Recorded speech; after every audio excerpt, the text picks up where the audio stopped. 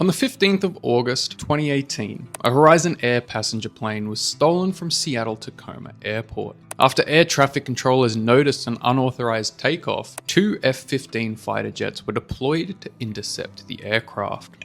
What followed would actually shock the nation and go down as one of the most memorable plane hijacks in history, but not for the reasons you'd think. Today, lady and man, we are taking a deep dive into the legend of the Sky King.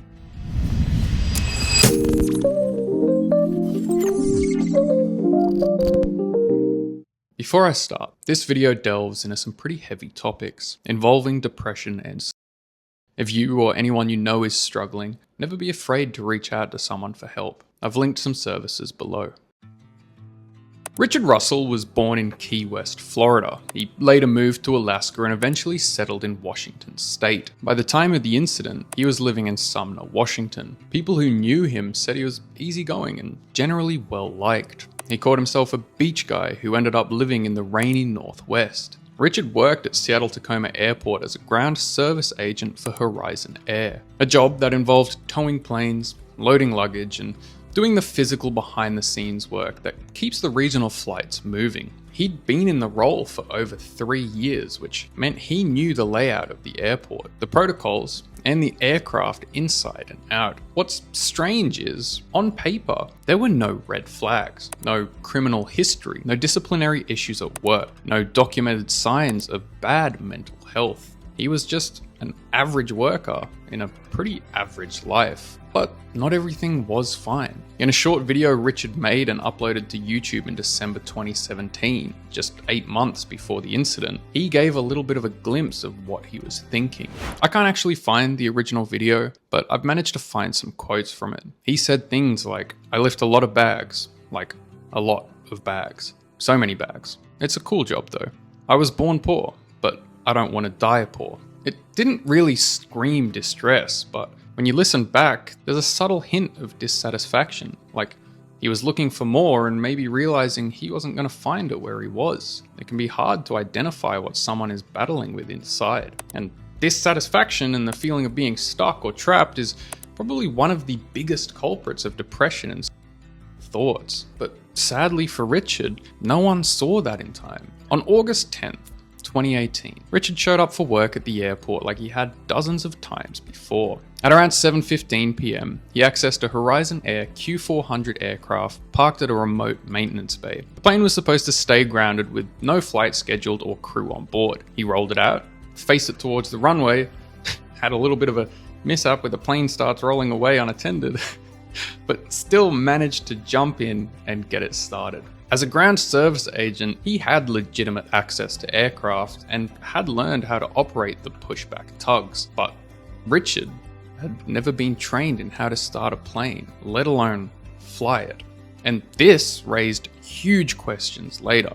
How did he get into the cockpit unchallenged? How did no one notice until the plane was in the air? And I think the biggest question, how does someone with no pilot license pull off a solo takeoff in a twin-engine commercial aircraft? Well, Richard had spent years around aircraft. He absorbed details, he asked questions, and he had access that allowed him to explore systems others had never bothered with. He had likely used a flight simulator at home, and investigators later found evidence that he had researched flight operations. But nothing in his background suggested he could fly.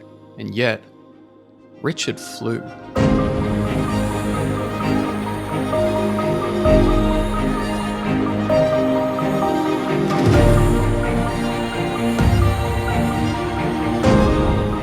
At 7:32 p.m, the Q400 lifted off from SeaTac Airport, and air traffic control scrambled to figure out what exactly was happening. They reached out to Richard on the radio and he responded. The exchange would end up being broadcast around the entire world.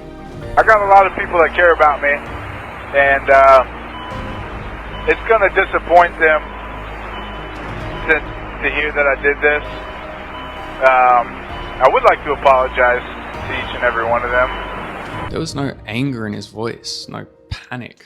Richard felt calm. He'd finally felt content. Fuck! Sorry, this story is so sad. Oh, this shit gets me every time. I literally wrote this script as well.